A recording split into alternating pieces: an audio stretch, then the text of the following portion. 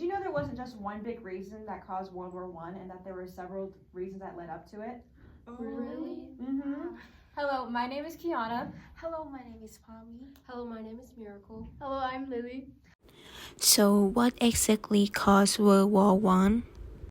Well, there's four main reasons that people talk about leading up to the war: mutual defense alliances, imperialism, militarism, and nationalism. So, how did they lead up to the war? One of the main reasons for World War I was mutual defense alliances. Mutual defense alliances were very important during the war because if one of the countries were to get attacked, then their alliances were obligated to come to defend the country. They also created alliances to counterbalance the threats from rivals.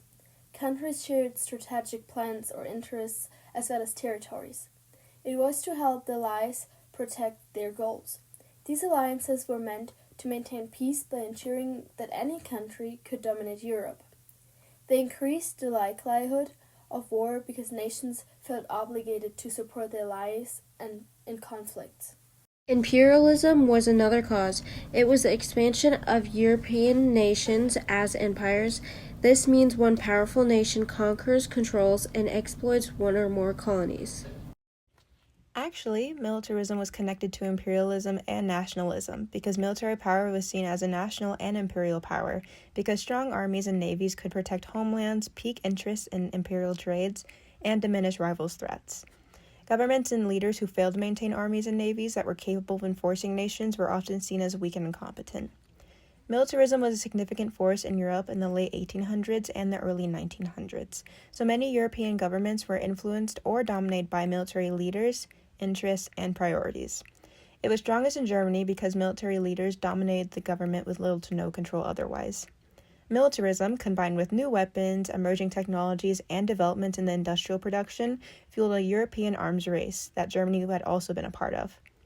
Many countries were influenced by nationalism and advice from military commanders, which caused European governments to ramp up military spending, purchasing new weaponry, and increasing the size of armies and navies. In 1935, they actually calculated how much each country spent during the war. So, nationalism is linked with militarism too.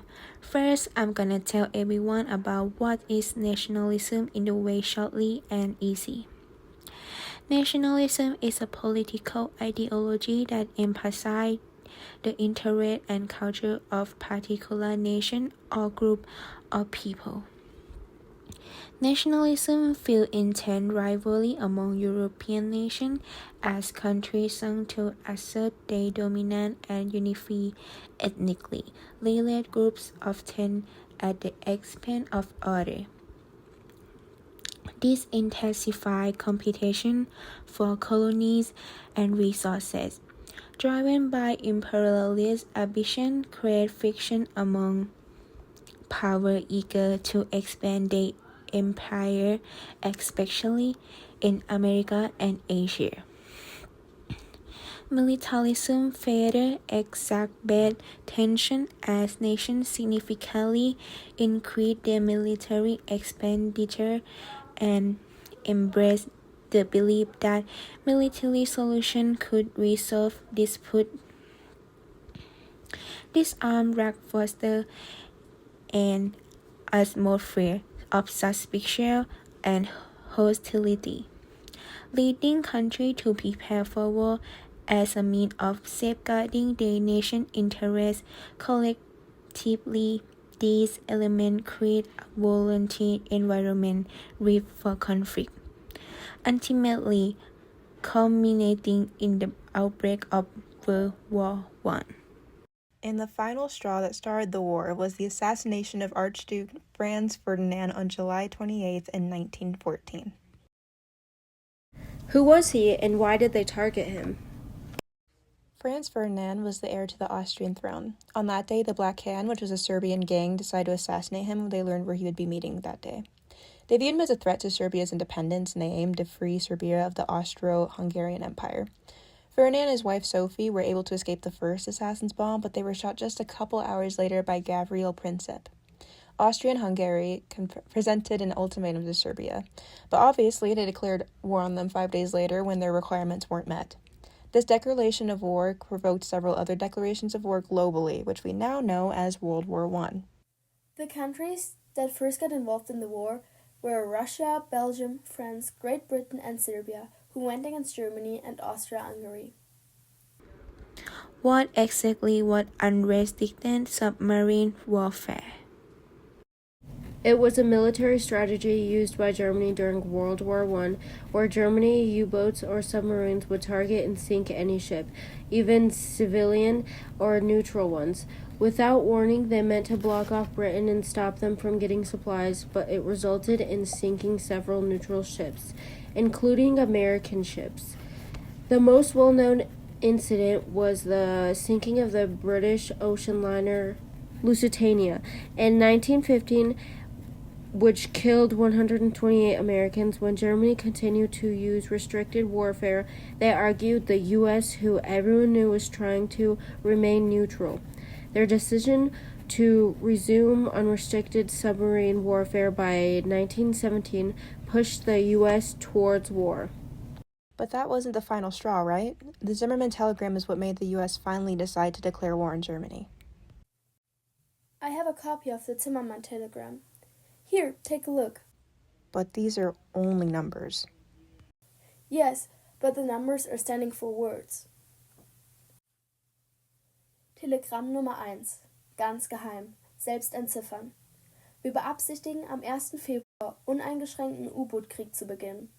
Es wird versucht werden, Amerika trotzdem neutral zu halten. Für den Fall, dass dies nicht gelingen sollte, schlagen wir Mexiko mit folgender Grundlage Bündnis vor: gemeinsame Kriegsführung, gemeinsamer Friedensschluss, reichliche finanzielle Unterstützung und Einverständnis unsererseits, dass Mexiko in Texas, Neumexiko, Arizona, früher verlorenes Gebiet, zurückerobert. Regelung im Einzelnen Euer Hochwohlgeboren überlassen. Euer PP wollen Vorstehendes Präsidenten streng geheim eröffnen, sobald Kriegsausbruch mit Vereinigten Staaten feststeht, und Anregung hinzufügen, Japan von sich aus sofortigen Beitritt einzuladen und gleichzeitig zwischen uns und Japan zu vermitteln. Bitte Präsidenten darauf hinweisen, dass rücksichtslose Anwendung unserer U-Boote jetzt Aussicht bietet, England in wenigen Monaten zum Frieden zu zwingen. Empfang bestätigen, Zimmermann. Okay, but we didn't speak German, so what does it mean? Germany sent the telegram in frustration over the fact of British naval blockade.